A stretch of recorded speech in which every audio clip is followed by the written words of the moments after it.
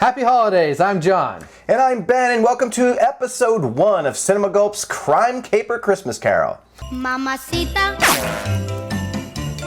¿dónde está Santa Claus? I don't have much to say about this, but obviously it's the very first thing you observe when you watch The Ref is the amazingly over-the-top 90s opening credit scene.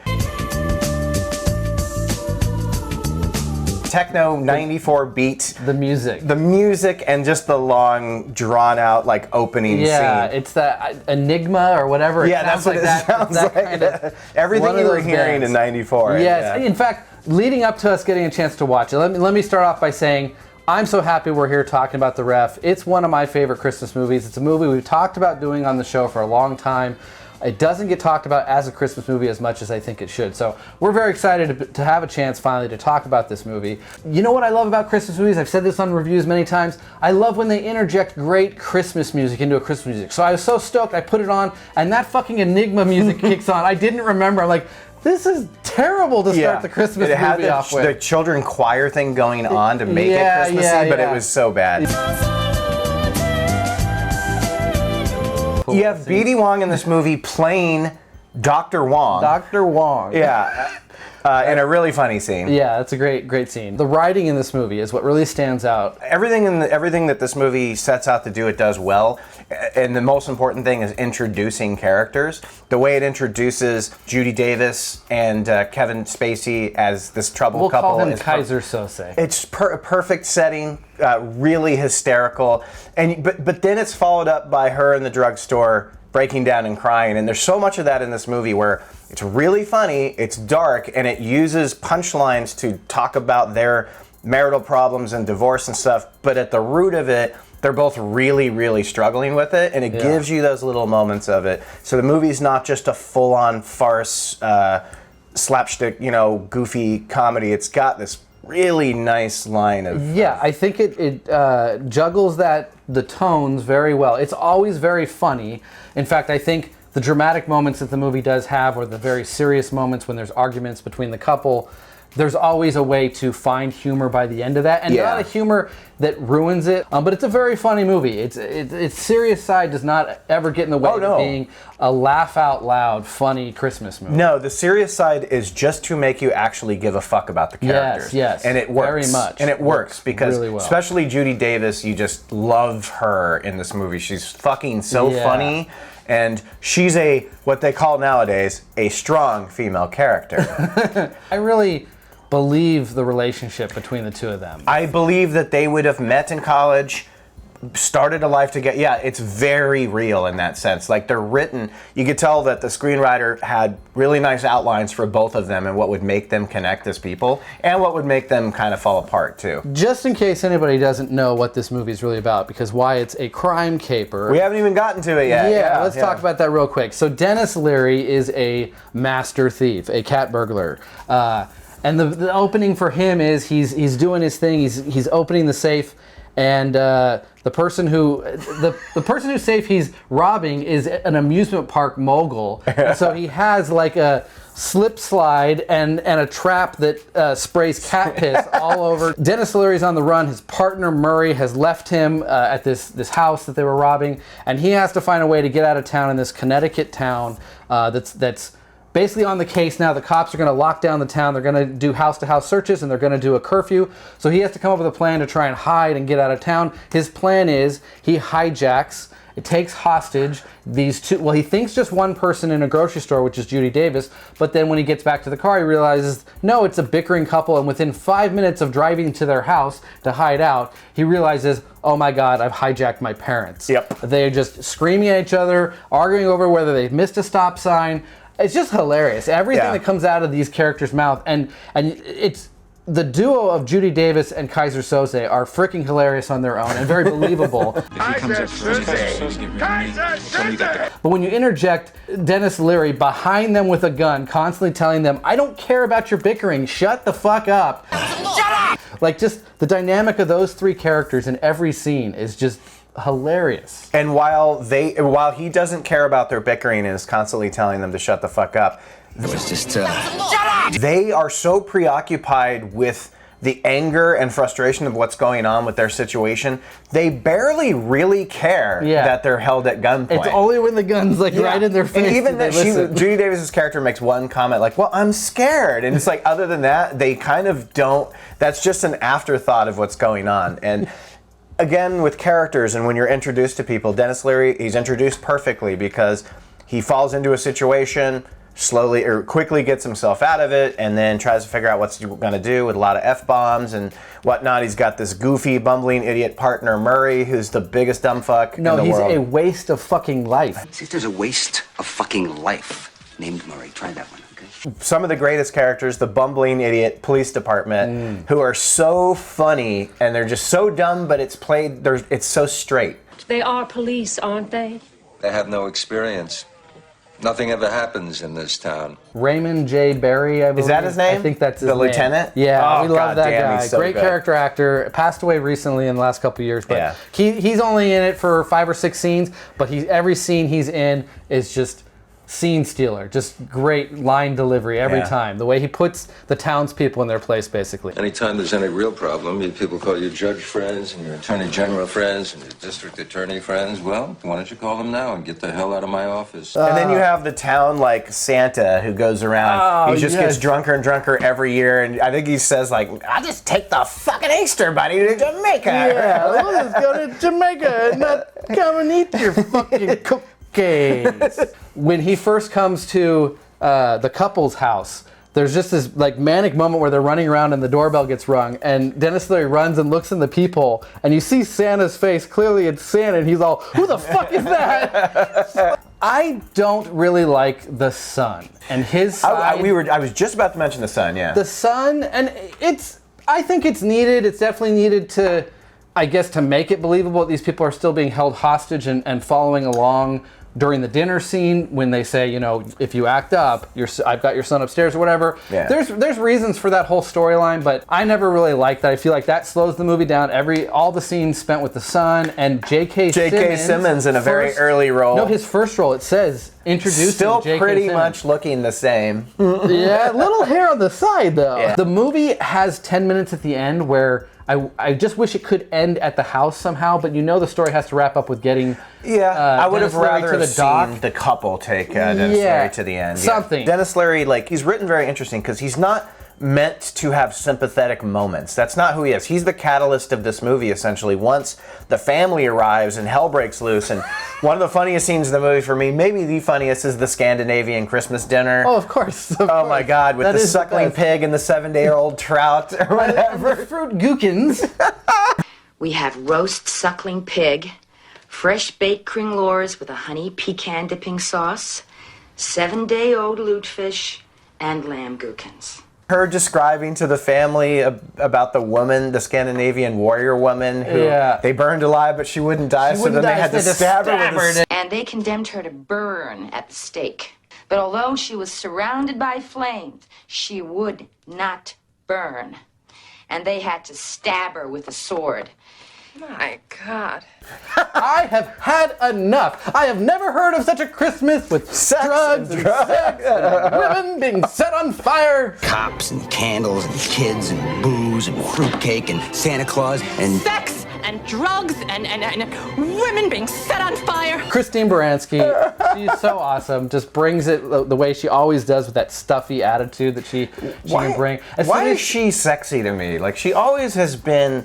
She's got the poster. She's the poster child for bitch face. Yeah. But I don't know what it is. I could agree with you a little bit, but when she first gets to the house, I think they're talking about Murray hanging up the phone on Dennis Leary, and he's like, he's gonna die a horrible fucking death. And then the next thing you hear is, Caroline! And they're like, speak of the devil or whatever. Dennis Leary does not try at all. From the moment he's introduced as Dr. Juan, he tries very little to make actually it be a believable. doctor. And he's immediately combative with everybody in the room and telling them, putting them in their place. It's just not very believable at all that he was trying to make that work. I think it's all because the backdrop of the story is that none of these people care about him at all. Yeah.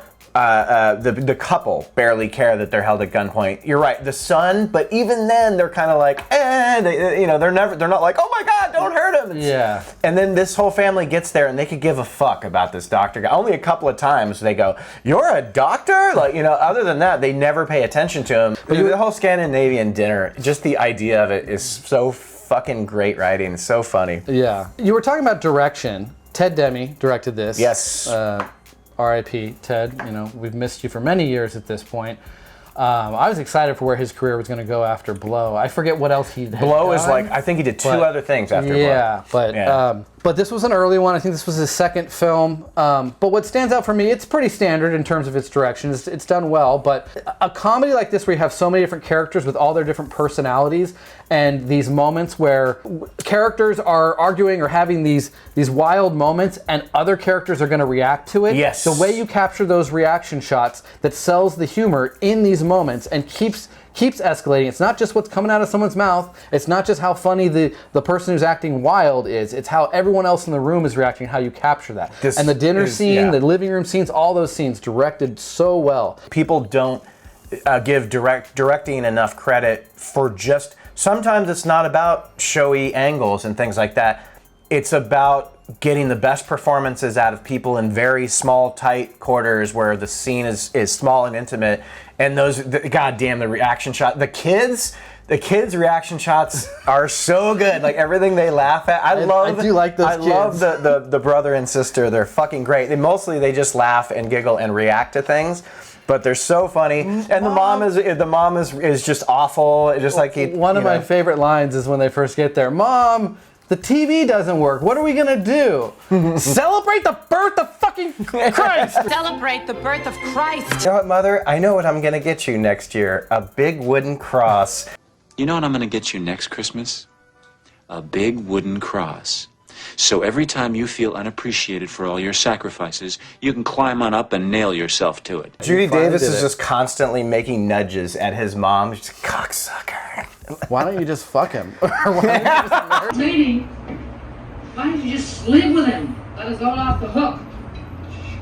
But the mother, I forget her name, Gladys Johns or something, I think is the actress's name. Yeah. She is just so perfectly cast as the bitchy mother who holds her fortune over her children and just gets everything she wants out of them and just manipulates their emotions. It works really well in this screenplay to make this combative situation for this family. I just rewatched it today and I remember the entire backstory and history of their relationship and the fact that what really came apart was that he wanted to start this business, this restaurant. It was his dream, and that she leaned on him to make all the decisions, but he didn't want to, and then he got one bad review, so he shut it down, and she never forgave him for that. And like, there's just, it's all that dialogue between the two of them. Again, Dennis Leary is essentially the lead of this movie, but he does more reacting than he does actual dialogue. His dialogue is great, his character is fantastic, but those two have all the juicy dialogue, and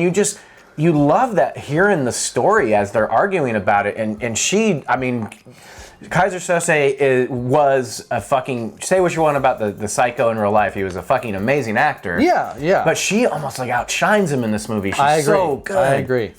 I think while watching this time, I felt like Lloyd is Kaiser Sose's character name in this. And one of his other most famous roles that he won an Oscar for, American Beauty, he is Lester. Similar. And they felt very similar, even just the fact that their relationships are falling apart and everything. Yep, and adultery. Yeah, and the fact that he's allowed to be dramatic and not just comedic in this. Well, both films, he's allowed to be dramatic and comedic. One plays more dramatic, and this one plays more comedic. But yeah, I just felt like this was like a test run, essentially, for that character a little bit for him personally. I agree completely. There's a lot of similarities. I mean, she even has an Annette Bening look Yes, I agree. Yeah. So, Caroline, the day you see anything through it to the end is the day I stick my own dick in my ear. But see, what's great about that line is it was set up just shortly before that, talking about all the different classes she took that she never finished. That's what I mean. And it just so perfectly landed of, the day you ever finish anything, I'll put my own dick in my ear. Yeah, he's like, remember the pottery classes and the sociology courses? Like, and the dick in the ear comes from the scene with Dr. Wong where they're analyzing Judy Davis's dreams about Kevin Spacey's dick being a garnish at a dinner party. Yeah, oh my God. Or not at a dinner party, just on a platter. Penis Florentine. And then D.B. Wong turns to Kaiser Sose and says, and what do you think about this? I think she should stop telling it at dinner parties. Fuck you! And I love the cops just like, they just erase over the video that fucking shows his face right on camera with "It's a Wonderful Life," which is fitting and hilarious. But they can't figure out the VCR. I mean, this is 1994, folks.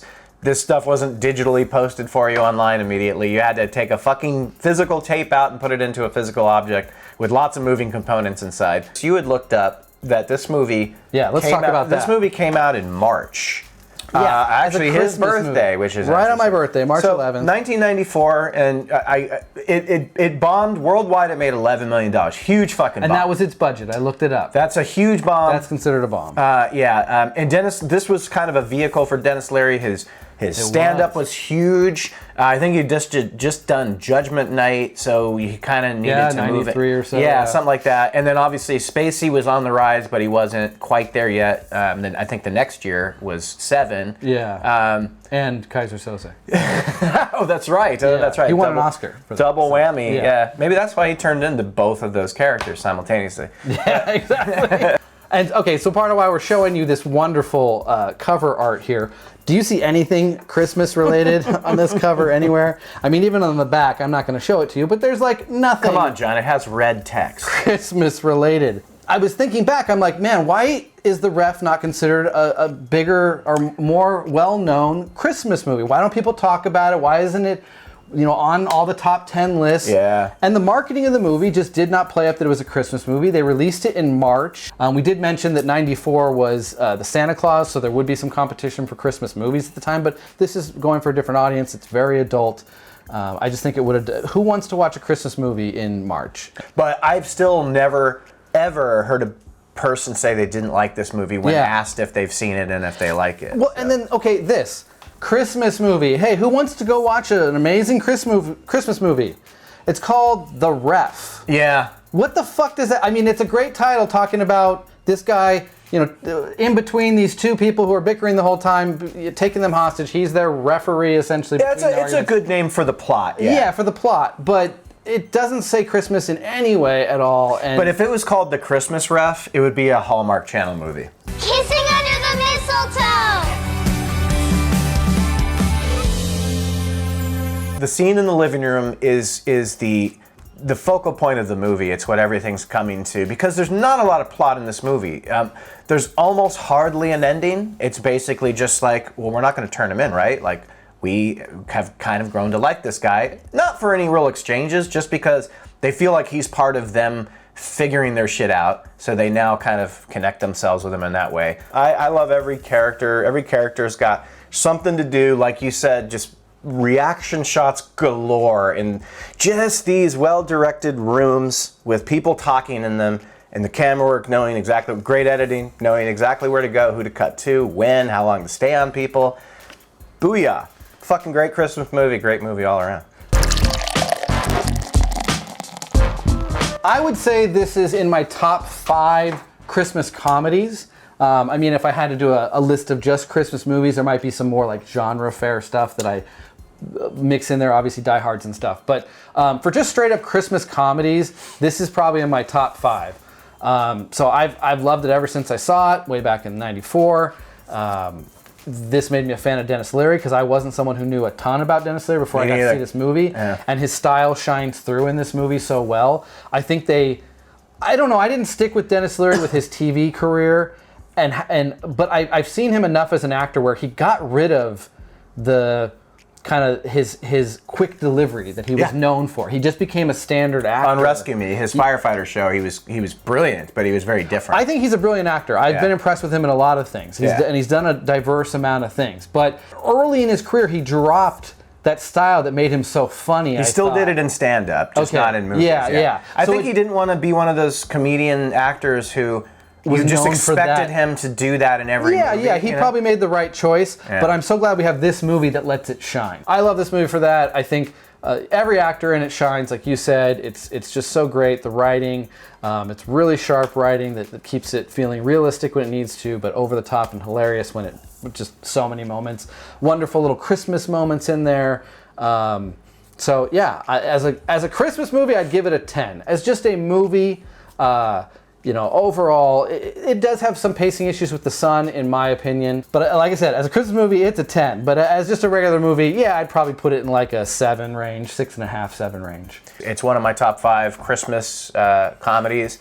Not Christmas movie, Christmas comedy. So I give it a 10 as far as like a Christmas movie for sure. I love to go to it every year. I think I maybe skipped a couple of years, but yeah, I agree with you. I think the son's the one thing that it's the only time in the movie where you're like, I'm gonna get this thing over with. But there is a really good talk though to flesh out Leary's character a little more, where he's like, well, everything goes so good in your life that you have the fun thing, and he explains how he got to the position that he's in, and he's just like, you don't get it. You just don't get it. Like you're like rich kid going to military school, and you think you're gonna lash out. And I love the shit that they say he did, where he started like a prostitution hotline, and he gave his grandma's phone number to all the football players. So as a movie, I'd probably give it an 8, just because I love the screenplay, and I love the dialogue, and I think the acting this movie doesn't get enough credit for how well it's acted. I think like Judy Davis just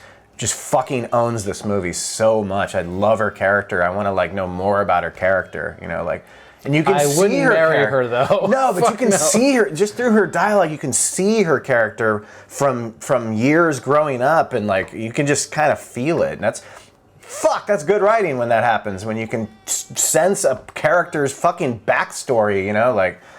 Good stuff. Good stuff. 8 for me. 6.5 to 7 for John. Fuck yeah. Happy holidays. So thanks everybody for watching Cinema Gulp's first episode of the Crime Caper Christmas Carol. We got episode 2 coming out later this month. Keep an eye out for that. Yes, thank you so much. And happy holidays to everyone. I'm Ben. I'm John. And we steal your cinema. Mamacita.